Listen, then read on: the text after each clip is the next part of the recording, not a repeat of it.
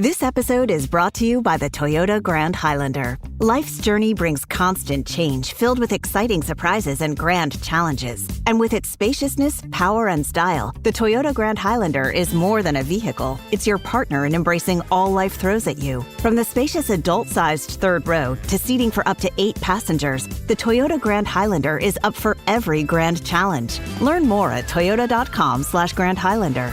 Toyota, let's go places.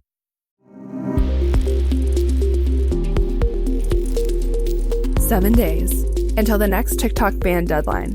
Okay, by the time you listen to this, it'll be 6 or less, but I couldn't pass up the opportunity to say that. I'm Kate with Marketecture, and this is The Refresh, your weekly download on what went down in advertising. Today is Monday, March 31st, 2025, and this week we're covering Perplexity's bid for TikTok, Facebook letting you see posts from actual friends, and Meta enticing major holding companies with principle-based buying. So let's get into it. First things first, deal or no deal. Perplexity re-upped its request for TikTok's hand, saying, "You and me, we'd make a good team." Unfortunately, it is unlikely that Perplexity will be the one to take TikTok home, and will likely see the video app fall under some billionaire's wing. But let's imagine for a minute that Perplexity does find itself claiming ownership of TikTok. Here's what that could look like. Similar to tagging @AskGrok or @AskPerplexity on Twitter, or X if you must, Perplexity has floated the idea of integrating that same feature into video feeds on TikTok. This brings fact-checking or the ability to seek out additional information on a topic straight to the user in what has become a very innate fashion. Commenting. Personally, I also think this could encourage users to go beyond the content they're seeing, think a little bit more critically, and discover more information about a given topic. And maybe I'm being too optimistic here, but you know what? I think optimism is in short supply right now. Perplexity integrating TikTok would also extend what TikTok was already doing with search in terms of building out a full search functionality within the platform itself to help users better discover information. The infrastructure is there, and Perplexity would just need to retrofit the system to their needs or ambitions. In their blog, Perplexity also mentioned that they would use what people are asking Perplexity in the platform to help surface creator content in TikTok related to those topics. This could potentially be a huge boost to the creator economy, particularly those who sit within niche content areas like ad tech. Perplexity's post stated, "For users who choose to connect their Perplexity and TikTok accounts, we could leverage cross-platform signals to improve personalization. Perplexity's understanding of user interests through questions and spaces could help surface more relevant content on TikTok. Similarly, content preferences on TikTok could inform more personalized answers on Perplexity." I don't know about you, but I am in support of improving relevance based on what users are actually seeking out and finding value in, rather than whatever it is that makes the algorithm feel warm and fuzzy at any given time. For creators, I can also see the potential for better content performance analysis, recommendations on what types of content to create or topics to address based on user search insights, and even creation or editing tools. Rebuilding TikTok's algorithm would cause brands and creators to have to rebuild as well. And again, maybe I'm being way too optimistic about Perplexity having positive intentions. But if we're being honest here, the internet and social media landscape as it stands right now kind of sucks. Disruption at this point, I think, is one of the only things that could potentially save it, because God knows it won't be ownership by another billionaire. Unless that billionaire is Taylor Swift, but I think she's got a lot going on at the moment. Moving over to Meta, whose execs seem to have finally swallowed their pride enough to say, maybe we got the Facebook feed right the first time. As the New York Times proclaimed last week, Facebook is returning to its roots, showing posts from friends and family.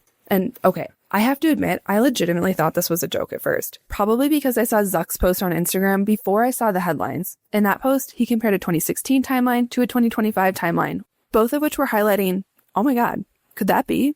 It's real people that I connected with.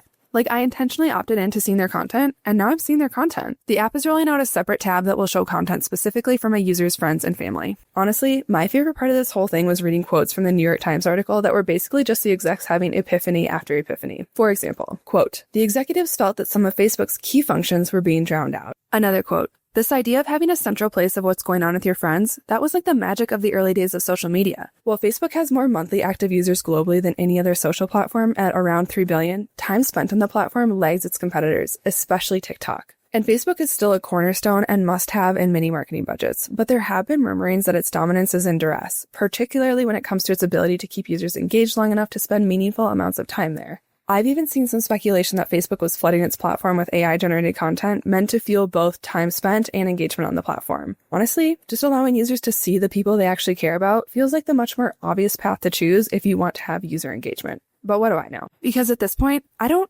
have friends on Facebook. I have family members that are not in the group chat. Oh, no, not Pete Hegseth. And then a whole slew of people I forget existed until their birthday comes around. Which, to be fair, that is not their fault. It's an unfortunate combination of time, life, my memory, which is objectively bad, and unironically, Facebook's algorithm and UI. So yeah, can't wait for this feature to roll out and see who I'm friends with. In summary, and to quote Cogsworth from Beauty and the Beast, if it's not Baroque, don't fix it. And don't you dare touch Facebook Marketplace.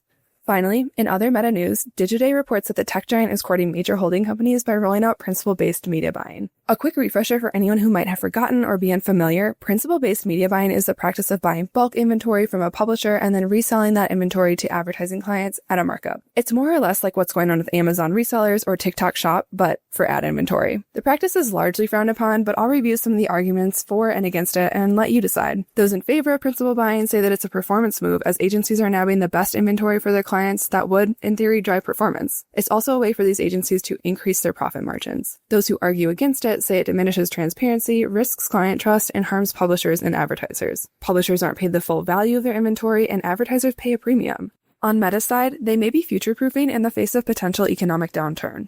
This approach also gives them more control, not only over ensuring better revenue outcomes, but over the larger advertising ecosystem as a whole. This is just my personal POV, but I think the markups that come with principal-based media buying are considered a cost of doing business for clients of holding companies.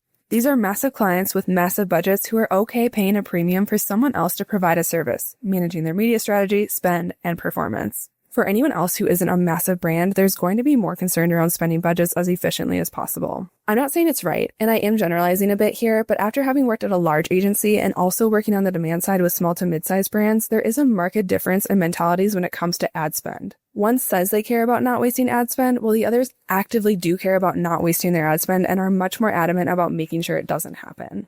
That's what we have time for today. If you need me, I'll just be over here trying to process the fact that Benny Blanco wrote or produced songs like We Are Who We Are by Kesha, Dynamite by Tayo Cruz, and Moves Like Jagger by Maroon 5. Thanks for joining me for the refresh, and we'll catch you next week.